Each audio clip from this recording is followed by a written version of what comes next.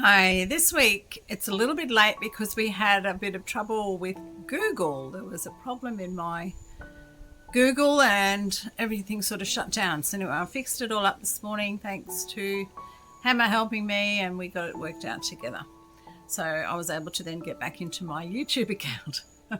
Bit annoying. So this is going to go out tonight and you will get it tonight or tomorrow morning. It's a little bit different this week. What we're doing this week is working on Steve's memory, but also showing you the symptoms of Huntington's and how it differs to other neurological diseases. A lot of people ask us this question, and it's not a very pleasant ride towards the end, because all your movements and swallowing, talking, all that sort of thing, your sight stays, your mind stays, but all the rest, it goes, which is, yes, we watch Steve's mum suffer that way, and so the mind keeps going. It's like they're locked in a body that doesn't work, apart from the mind and everything that triggers them staying alive. So that sort of explains it. They're locked in this body, and it is hard, and it's an awful thought. And I really feel for Steve and everybody else out there who's going through the same thing. And this is why we're pushing and pushing and pushing to try and get some answers and to try and find a jolly cure for this dreaded disease. No one seems to want to know about it or know anything about it much at all.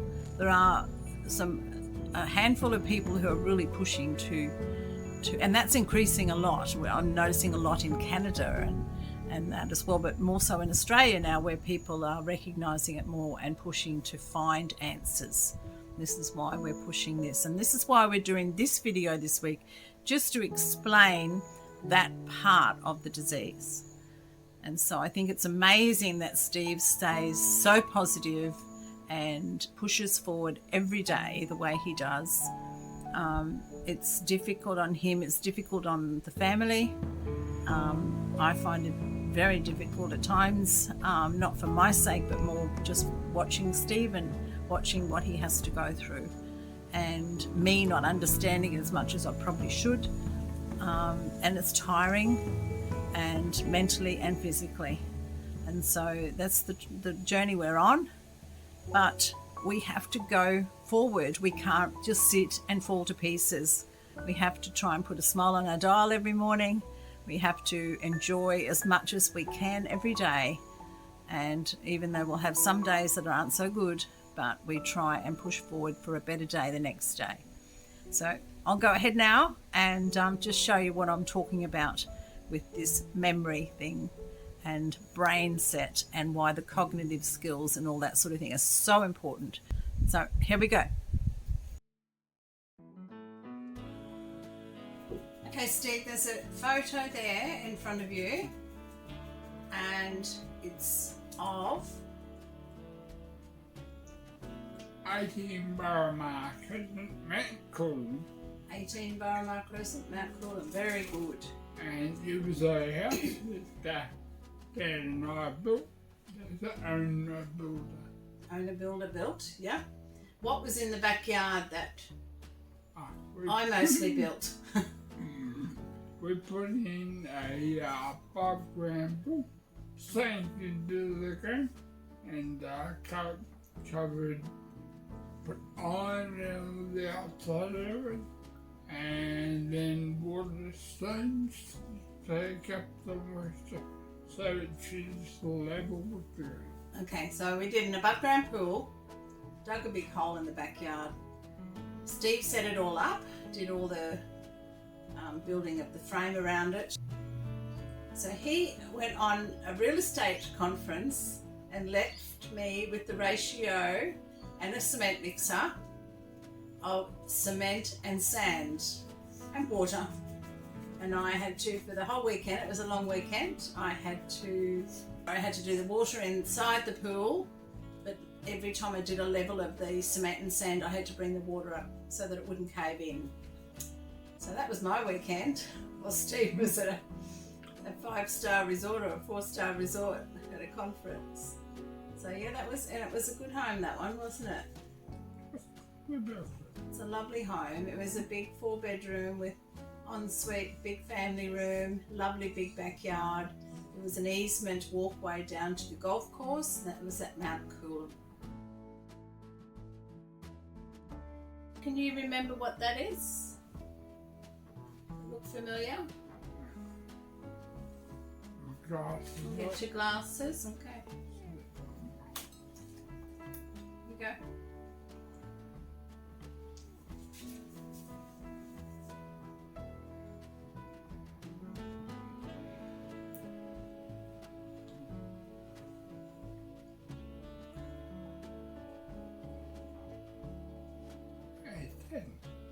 Pardon? It's dead. No. Dad. Wasn't that a few years ago it was? I'll give you a hint. Only a few years ago. What? Have a look at the bottom part of all the walls. I'll give you a hint.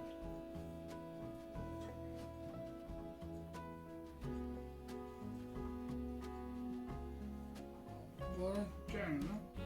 Yeah, that's Jonah. Yep. But what's see the bottom part of the walls? What's happened there? Can you remember 3 years ago what happened to one of our families? Oh, Well, it might come back eventually. What happened? Yeah, take your glasses off. What happened? that was Bonnie and Nice house in Daybrook. It got flooded all the way through. In the 22 floods, the 2022 floods, they had over 1 metre of water go right through. They've since lost that home. They lived in it for a while, and it was with sheets of fabric. She went and got sheets from the op shop and lined it all, and they lived in that for quite a while, and now they're in a dementable, waiting for this jolly rain to go away so that the block can dry out enough up higher, where they're rebuilding up higher, and they're waiting for the ground to dry out so they can do the footings, because they have a beautiful big kit home on their way, waiting to be on their way and established there. It was 3 years ago in February, just gone.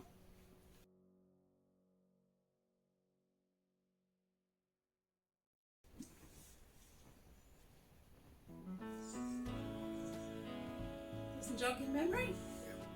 What is it? At your dad's office. Yeah, okay. The question I'm going to ask you is, do you remember that, not the David Low Highway, but the actual street that runs up that way? What's the name of it? No, Petrie is the other one. Lorraine Avenue. Good man. What is it again?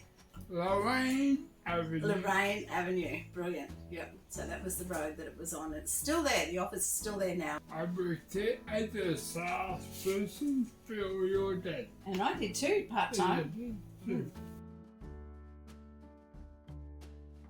This was when we were travelling around getting furniture, when I used to recycle all the furniture before Sandy Hats. And we stayed only a couple of hours away from here, about 2.5 hours away.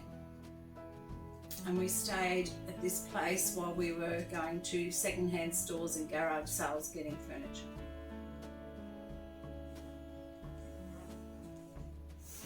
It was a long time ago, way, probably, might be 10 years ago, when I was doing the furniture. Would be 10 years ago, so that was around 2014, 11 years ago. We went out, it's inland a bit more from Wandi. What's the big town in near inland, about half an hour from Wandi? Kingaroy. Did we stay out there once? Sure, I used to live once. And?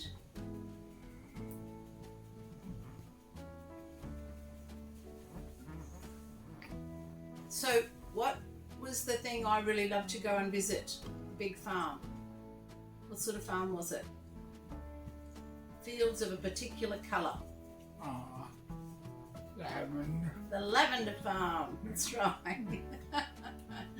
I knew there might be a bit of a struggle because there's nothing sort of indicates anything in particular there, but you've done well. It was a working holiday, I'll give you that hint. Steve's always been really good at remembering. We've had a lot of driving holidays over the years with the girls and that, and he often says to me, don't you remember going to da-da-da-da-da and doing this and this and this, and the girls did this, and most of the time I can't remember unless I see a photo. So most of the time he's pretty good at remembering. Does that look familiar to you? It's down in Victoria. And we were on a working holiday for our Sandy Adams. The boy was the first center that we went to in the back of Victoria. Back of Victoria.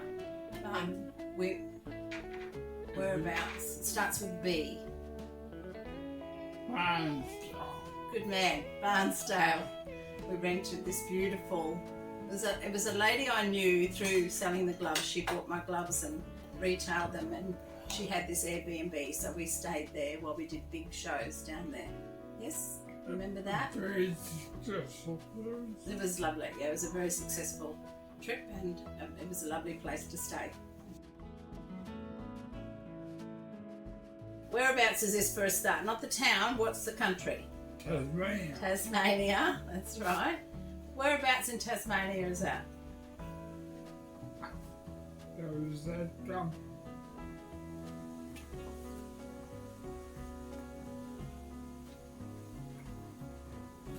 on the eastern side.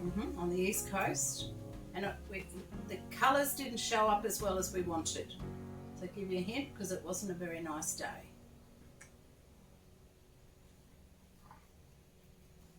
We were hoping it was a lot more colourful. Very disappointed that it was. Yeah. But what was it called? Starts with B as well. 3 words.